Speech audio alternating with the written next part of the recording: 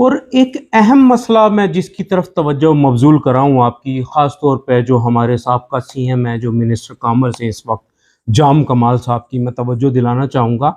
देखें, आपने जो रॉ मटेरियल है, ख्वाह वो कैनोला है, ख्वाह वो सोयाबीन है, या दीगर जितने भी रॉ मटेरियल हैं डेयरी और लाइव स्टॉक सेक्टर में इस्तेमाल होने वाले, उस पे आपने सेल्स टैक्स लगा दिया है 18%।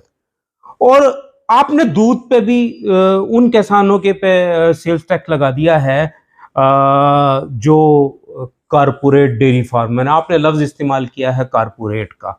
आपको लफ्ज इस्तेमाल करना चाहिए जो सेल्स टैक्स रजिस्टर्ड फार्मर है, ताकि उसका फायदा सिर्फ प्राइवेट लिमिटेड कंपनीज को ना हो, उन तमाम रजिस्टर्ड फार्मर्स को हो जो कि कंपनीज को, डब्बाबंद कंपनीज को दूध बेचते हैं, तो उन्हें यकीनी तौर पर उनके दूध की कीमत ज्यादा मिल जाएगी। जो 18% आप यहाँ रॉ मटेरियल पे ऐड करते हैं, उन्हें दूध की कीमत में वो 18% मिल जाए, तो इससे लाइव स्टॉक सेक्टर का, डेयरी सेक्टर का फायदा होगा। और जो कमर्शियल डेयरी फार्मर है, जिन्होंने अरबों रुपए की इन्वेस्टमेंट की है, उसकी हौसला शिकनी ना हो, ताकि उन किसानों को उनकी कीमत पूरी मिल सके और वह सरवाइव कर सकें। आप यकीन जाने कि बहुत सारे ऐसे फार्मर्स हैं जो दिवालिया होके वापस चले गए, क्योंकि इस वक्त गाय के जो दूध की कीमत ली जा रही है कंपनीज की जानिब से, डब्बा बंद कंपनी, वो 140 रुपया है।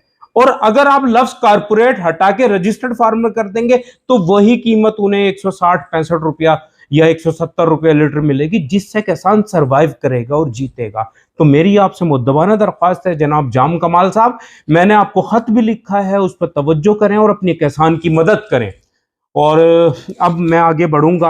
मैं आपको बता दूं कि सबसे जो अहम इशू है इस वक्त इस डेयरी सेक्टर का, वो है बीमारियां। बीमारियों से मुराद मेरी ये है, जैसे कि पिछले दिनों एक बीमारी नई आई थी, लंपी, वो तो नापैद हो गई, पर फुट एंड माउथ डिजीज जो है, वो हमारे मुल्क की एक्सपोर्ट की राह में हायल है। और फुट एंड माउथ को आज तक हम नापैद नहीं कर सके, उसकी जिम्मेदारी भी हमारे चारों सूबों के महकमा लाइव स्टॉक पे आयद होती है। हमारे जो वफाकी जो इदारे हैं हमारे एनिमल हस्बेंड्री के, उन पे आयद होती है। तो बहुत ज़्यादा ज़रूरी है कि हम उस बीमारी को ख़त्म करने के लिए मुल्क में वैक्सीन का प्लांट लगाएं, जिससे जानवर नहीं मरता, जिससे किसान मर जाता है।